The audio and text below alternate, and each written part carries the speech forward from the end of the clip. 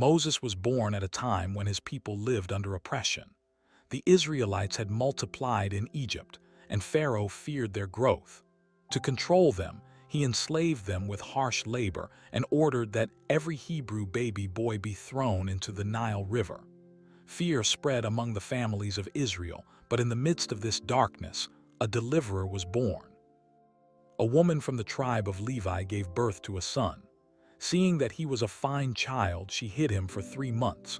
When she could no longer conceal him, she made a small basket of papyrus, coated it with tar and pitch, placed the child inside, and set it among the reeds along the bank of the Nile. His sister stood at a distance, watching to see what would happen.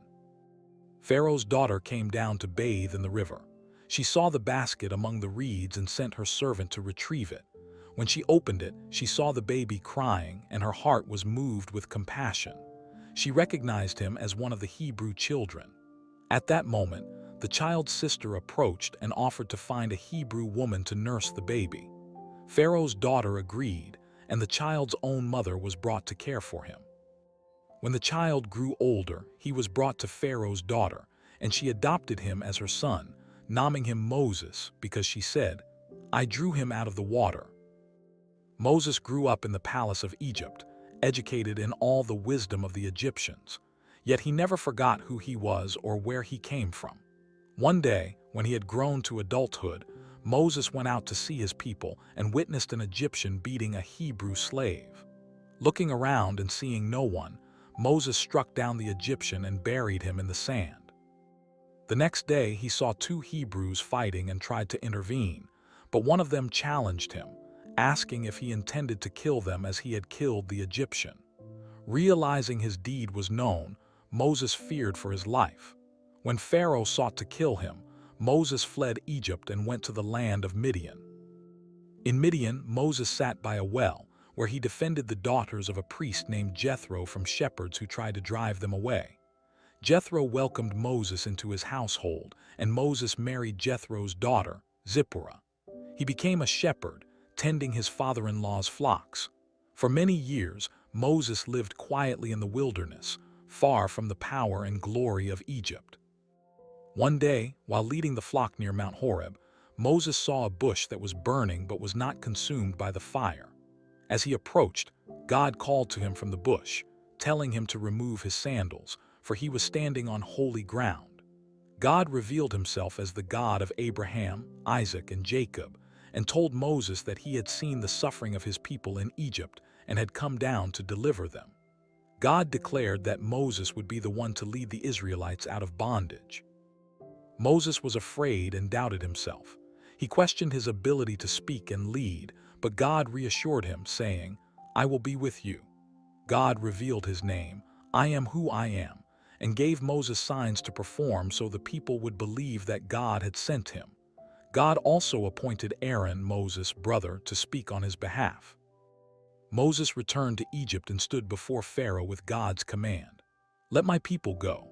Pharaoh refused, his heart hardened. God then sent a series of powerful plagues upon Egypt to demonstrate his power and authority.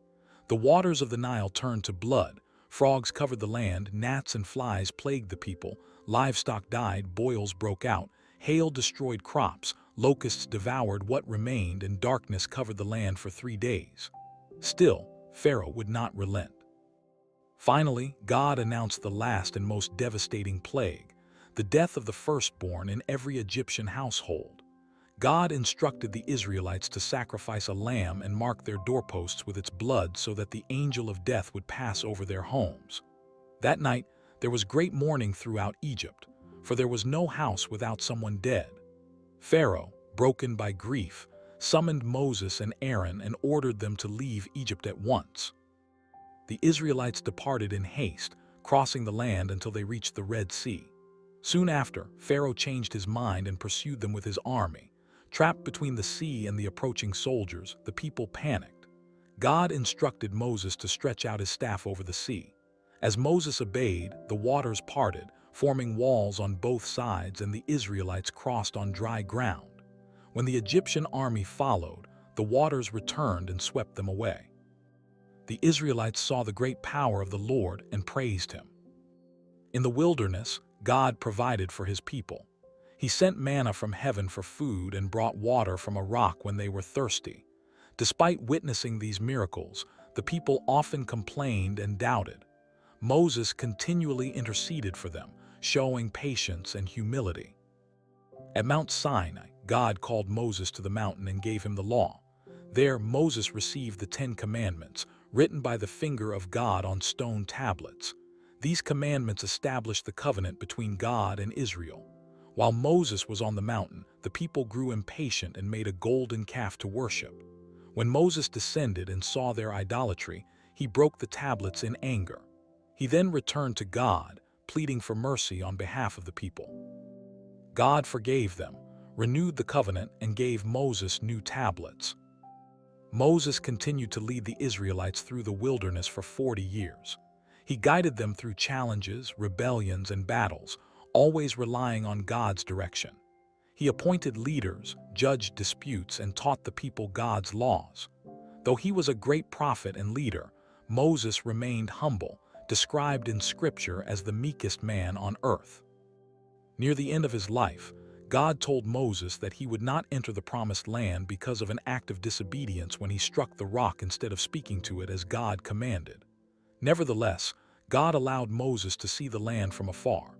Moses climbed Mount Nebo, where God showed him the land promised to Abraham, Isaac, and Jacob. There, Moses died, and God himself buried him. The Israelites mourned his death for 30 days. Moses is remembered as the great deliverer of Israel, the lawgiver and a faithful servant of God. Through him, God revealed his power, his justice, and his mercy.